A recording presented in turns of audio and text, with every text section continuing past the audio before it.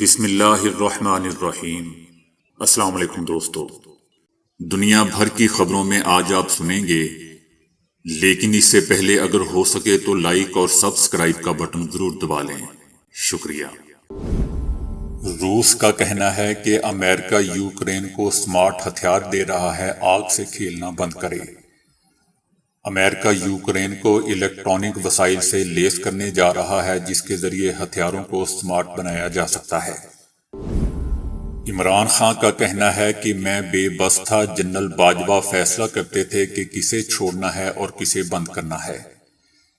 عمران خان نے کہا ہے کہ میں اپنی حکومت میں بے بس تھا، جنرل باجوہ ہی فیصلہ کرتے تھے کہ نیب نے کس کو چھوڑنا اور کسے اندر کرنا ہے۔ ترکیہ میں دھماکے سے 8 پولیس اہلکاروں سمیت 9 افراد زخمی ہو گئے ہیں۔ ترکیہ میں پولیس کی بختر بند گاڑی پر حملے میں 8 اہلکاروں سمیت 9 افراد زخمی ہو گئے ہیں۔ اس حملے کے بعد کردوں کی اکثریت والے علاقے میں بے امنی اور پرتشدد واقعات کی نئی لہر جنم لینے کے خدشات سر اٹھانے لگے ہیں۔ سانحہ آرمی پبلک سکول کو 8 سال بیت گئے، والدین آج بھی انصاف کے منتظر ہیں۔ پشاور میں 8 سال پہلے ہونے والے سانحہ آرمی پبلک سکول میں شہید ہونے والوں کی آج 8ویں برسی منائی جا رہی ہے اور شہید بچوں کے والدین کا کہنا ہے کہ سانحہ کو 8 سال گزرنے کے باوجود وہ آج بھی انصاف کے منتظر ہیں۔ جنگی جنون میں مبتلا بھارت کا ایٹمی صلاحیت کے حامل اگنی 5 کا تجربہ۔ بھارت نے ایٹمی صلاحیت کے حامل طویل فاصلے تک وار کرنے والے بیلسٹک میزائل اگنی 5 کا تجربہ کیا ہے۔ بابا وانگا کی 2023 کے لیے پیشگوئیاں سامنے آئی ہیں۔ دوستو، اس بابا کو مرے کئی سال بیت گئے ہیں، لیکن اس کی پیشگوئیاں ابھی تک چل رہی ہیں۔ یہ مغربی لوگ شاید خود ہی بنا کر یہ پیشگوئیاں چھوڑتے رہتے ہیں۔ یوکرین میں برطانوی فوجیوں کے مشن کا انکشاف ہوا ہے۔ یوکرین میں خطرناک فوجی مشنوں میں برطانوی موجودگی کا انکشاف ہوا ہے۔ برطانوی فوج کے جوائنٹ چیف آف سٹاف کے نائب سربراہ نے یوکرین میں خطرناک فوجی مشنوں پر ملکی فوج کی شرکت کا اعتراف کیا ہے۔ عامر لیاقت کی اہلیہ دانیہ شاہ بیٹی کے کہنے پر گرفتار ہو گئی ہیں۔ عامر لیاقت کی تیسری اہلیہ دانیہ شاہ کو FIA نے گرفتار کر لیا ہے۔ عامر لیاقت نے پنجاب کی رہائشی 18 سالہ دانیہ ملک سے تیسری شادی کی تھی۔ نوجوان قطری عبد الرحمن کو یقین نہیں تھا کہ قطر ورلڈ کپ 2022 میں اپنے ملک کے افتتاحی میچ کے دوران اچانک اس کی ظاہری شکل انہیں سوشل میڈیا پر سٹار بنا دے گی۔ روس کا کہنا ہے کہ امریکہ یوکرین کو الیکٹرانک وسائل سے لیس کرنے جا رہا ہے جن کے ذریعے ہتھیاروں کو سمارٹ بنایا جا سکتا ہے۔ امریکہ نے یوکرین کو ایئر ڈیفنس سسٹم سے لیس کر دیا ہے۔ یہ اقدام یوکرین کے فضائی دفاعی سسٹم کو بہتر بنانے کے لیے کیا گیا ہے۔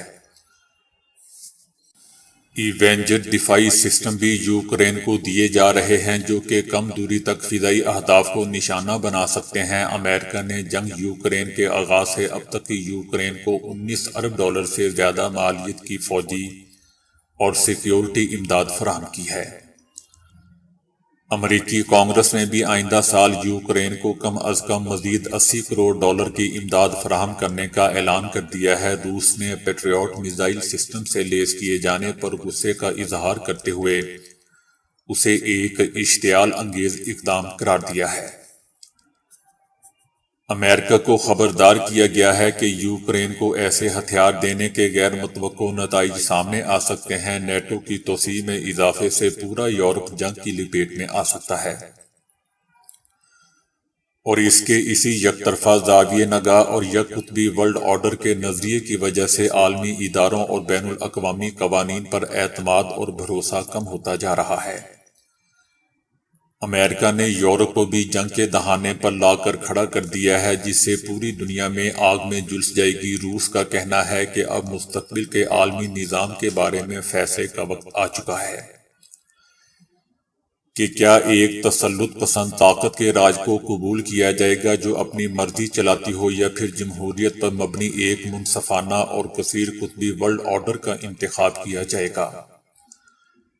مغربی نظام پوری دنیا میں تفرقہ پھیلا رہا ہے تاکہ نئے علاقوں میں بھی اپنے نفوذ کا دائرہ بڑھا سکے۔ یوکرین کا بحران ایک منظم بحران ہے جس کی پلاننگ مغربی دنیا بہت پہلے کر چکی تھی۔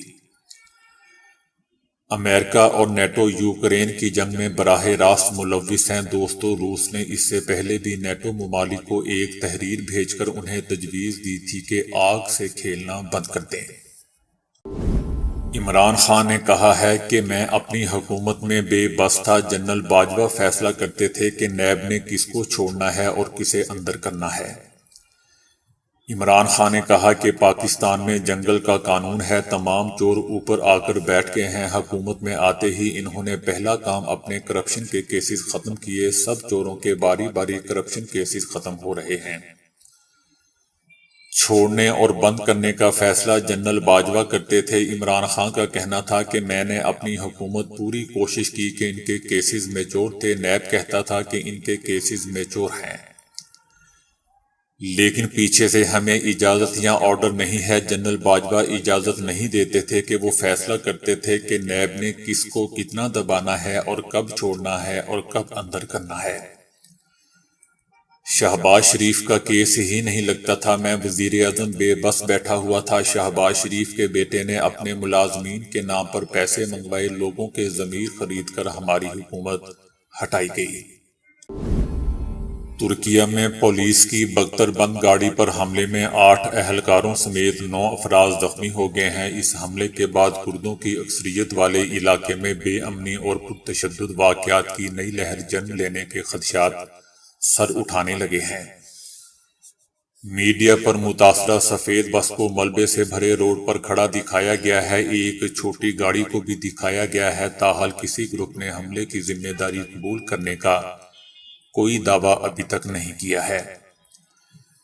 یہ واقعہ دوستو 5 سال سے زائد عرصے کے دوران حکام کی جانب سے رپورٹ کردہ خطے کا پہلا واقعہ ہے۔ یہ واقعہ ایسے وقت میں ہوا ہے جبکہ ترکیہ کی جانب سے شمالی شام میں کرد فورسز کے خلاف فضائی حملے تیز کر دیے گئے ہیں، جبکہ وہ عراق میں اپنی محدود زمینی مہم کو بھی جاری رکھے ہوئے ہیں۔ نومبر میں استنبول میں ہونے والے واقعے میں 6 افراد کی موت کے بعد ترک صدر رجب طیب اردوان نے شمالی شام میں نئی زمینی کارروائی شروع کرنے کی دھمکی دی تھی۔ گزشتہ اتوار کو انہوں نے روسی صدر پوٹن، جو شام میں جاری تنازعہ کے ایک اہم کردار ہیں، ان سے کہا تھا کہ وہ سرحدی علاقے سے کرد فورسز کا صفایا کریں۔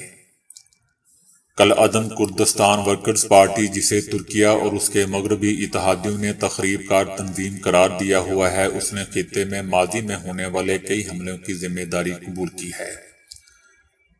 کالعدم کردستان ورکرز پارٹی کئی دہائیوں سے ترک ریاست کے خلاف ایسی کارروائیاں کر رہی ہے جس میں ہزاروں شہری اور سیکیورٹی اہلکار مارے جا چکے ہیں۔ پشاور میں 8 سال پہلے ہونے والے سانحہ آرمی پبلک سکول میں شہید ہونے والوں کی آج 8ویں برسی منائی جا رہی ہے، اور شہید بچوں کے والدین کا کہنا ہے کہ سانحہ کو 8 سال گزرنے کے باوجود وہ آج بھی انصاف کے منتظر ہیں۔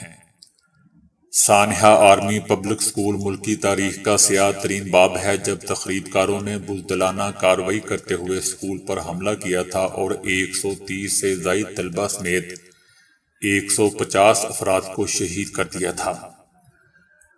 آرمی پبلک سکول کی 8ویں برسی کے موقع پر شہید بچوں کے والدین خیبر روڈ پر جمع ہوئے اور سڑک کو ٹریفک کے لیے بند کر دیا۔ والدین پشاور کے کور کمانڈر سے بات کرنا چاہتے تھے، لیکن پولیس نے انہیں روک دیا۔ احتجاج میں شریک لوگوں نے دعویٰ کیا کہ پولیس نے زبردستی ہمیں روکنے کی کوشش کی ہے، اور احتجاج میں شریک ایک شخص کے ساتھ مبینہ طور پر بدتمیزی بھی کی، جن کا بیٹا آرمی پبلک سکول میں حملے میں شہید ہو گیا تھا۔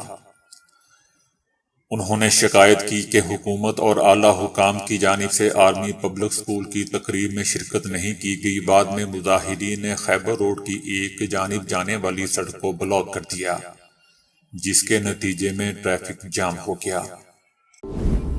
بھارت نے ایٹمی صلاحیت کے حامل طویل فاصلے تک مار کرنے والے بیلسٹک میزائل اگنی 5 کا تجربہ کیا ہے۔ جوہری صلاحیت کے حامل اگنی 5 کو مقامی طور پر تیار کیا گیا ہے، جو 5,400 کلومیٹر تک ہدف کو نشانہ بنا سکتا ہے۔ بھارتی میڈیا نے دعویٰ کیا ہے کہ یہ پہلے سے طے شدہ مشق ہے اور تجربے سے پہلے پروٹوکول کے تحت وارننگ بھی جاری کی گئی تھی۔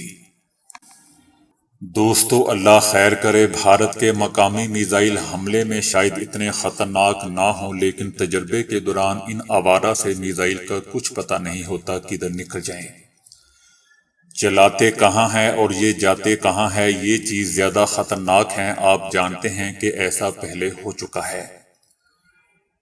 بھارتی ماہرین کا کہنا ہے کہ تجربے کا اصل مقصد چائنا کو پیغام دینا ہے، لیکن دوستو، پچھلا پیغام تو غلطی سے ہماری ہی طرف آ گیا تھا۔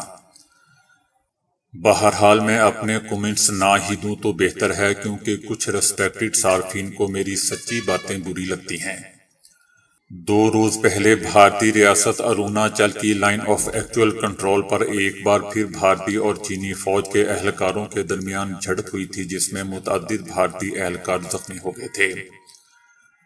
بھارتی وزارت دفاع کی جانب سے بھی اگنی 5 کی جو تفصیلات شیئر کی گئی ہیں، اس میں بھی نقشے میں چائنا کو واضح طور پر دکھایا گیا ہے، جس سے لگتا ہے کہ اصل مقصد چائنا کو دباؤ میں لینا ہے۔ دوسری جانب چائنا کی جانب سے اس تجربے پر تاحال کوئی تبصرہ سامنے نہیں آیا۔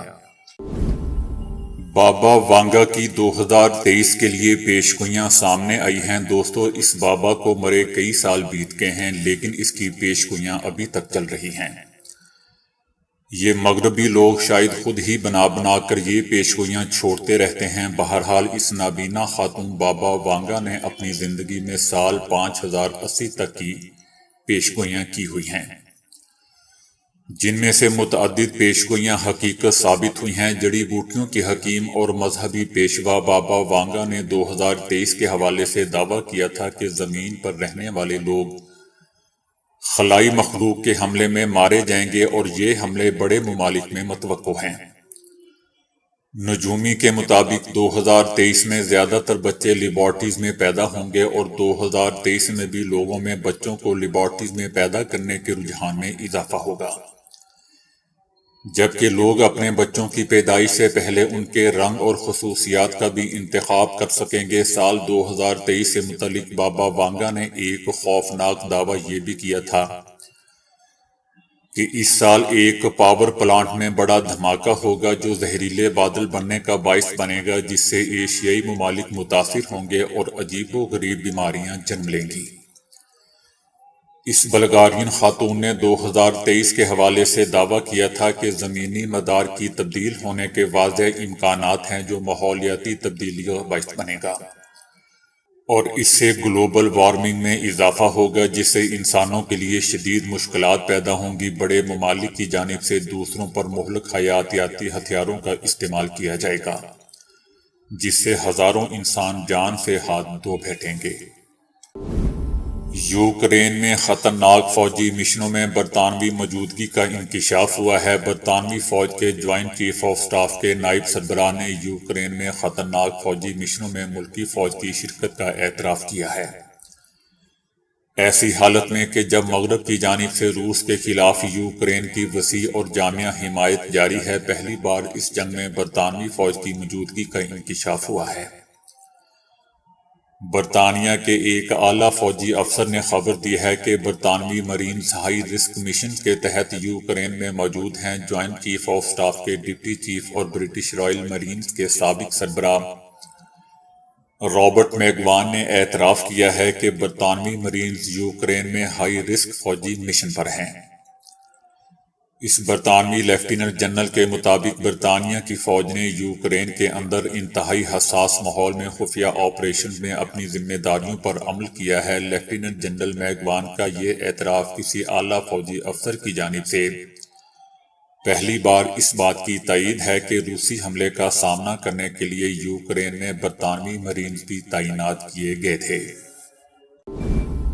عامر لیاقت کی تیسری اہلیہ دانیہ شاہ کو ایف آئی اے نے گرفتار کر لیا ہے۔ عامر لیاقت پنجاب کی رہائشی 18 سالہ دانیہ ملک سے تیسری شادی کی تھی، جنہوں نے محض 3 مہینے بعد ہی علیحدگی کے لیے پنجاب کی عدالت میں درخواست دائر کر دی تھی۔ مگر ان کے خلا ہونے سے قبل ہی مبینہ طور پر دانیہ شاہ کی جانب سے عامر لیاقت کی مبینہ آڈیو اور غیر اخلاقی ویڈیوز لیک کی گئی تھی، جس کے کچھ عرصے بعد ہی عامر لیاقت انتقال کر گیا تھا۔ بعد میں عامر لیاقت کے بچوں کی ماں اور پہلی بیوی بشریٰ اقبال نے دانیہ ملک کے خلاف وفاقی تحقیقاتی ادارے FIA میں شکایت درج کروائی تھی۔ FIA حکام کا کہنا ہے کہ ملزمہ کو متنازع ویڈیو سوشل میڈیا پر اپلوڈ کرنے کے جرم میں گرفتار کیا گیا ہے۔ FIA حکام کے مطابق مرحوم عامر لیاقت کی بیٹی نے ملزمہ کے خلاف شکایت درج کروائی تھی۔ نوجوان قطری عبد الرحمان کو یقین نہیں تھا کہ قطر ورلڈ کپ 2022 میں اپنے ملک کے افتتاحی میچ کے دوران اچانک اس کی ظاہری شکل انہیں سوشل میڈیا پر ایک سٹار بنا دے گی۔ عبد الرحمان اپنے ملک کی کارکردگی پر غصے میں نظر آئے اس میچ میں، جس میں قطر کی قومی ٹیم ایکواڈور کے ساتھ ایک منظر میں جب وہ روایتی قطری لباس پہنے ہوئے تھا، جہاں اس نے لباس کا کونا پکڑا اور اسے پیچھے دھکیل دیا، جو کہ مکمل طور پر ورلڈ کپ کے ماسکوٹ سے ملتا جلتا تھا۔ اس کی اس تصویر نے چائنا میں فٹ بال کے شائقین میں سنسنی پھیلا دی تھی اور چینی صارفین نے سوشل میڈیا پر قطری نوجوان کی ویڈیوز اور تصاویر پوسٹ کرنا شروع کر دی تھیں۔ ساتھ ہی اس کے ساتھ ماسکوٹ کی تصویر بھی شیئر کر دی تھی۔ چینی نوجوان قطری کو قطر کا غمگین شہزادہ کہتے ہیں، جو ورلڈ کپ کے افتتاحی میچ میں نظر آیا اور چین میں سب سے زیادہ مشہور ہو گیا۔ چائنا میں نوجوانوں نے اپنی ویڈیوز میں قطری نوجوان کی نقل کرنا شروع کر دی اور کہا کہ جو کوئی عبد الرحمان کو جانتا ہے اسے بتائے کہ چینی اسے بہت پیار کرتے ہیں۔ مقامی میڈیا سے بات کرتے ہوئے عبد الرحمان کا کہنا تھا کہ ٹک ٹاک نے ان سے اس چینی پلیٹ فارم پر ٹک ٹاک اکاؤنٹ کھولنے کے لیے کہا۔ جب میں نے چائنا میں بہت زیادہ شہرت حاصل کی تو انہوں نے مزید کہا کہ اکاؤنٹ کھولنے کے صرف ایک دن کے اندر اندر ان کے فالوورز کی تعداد 1 کروڑ تک پہنچ گئی۔ تو دوستو، ابھی کے لیے اتنا ہی۔ ویڈیو کو لائک اور شیئر کرنے کا بہت بہت شکریہ۔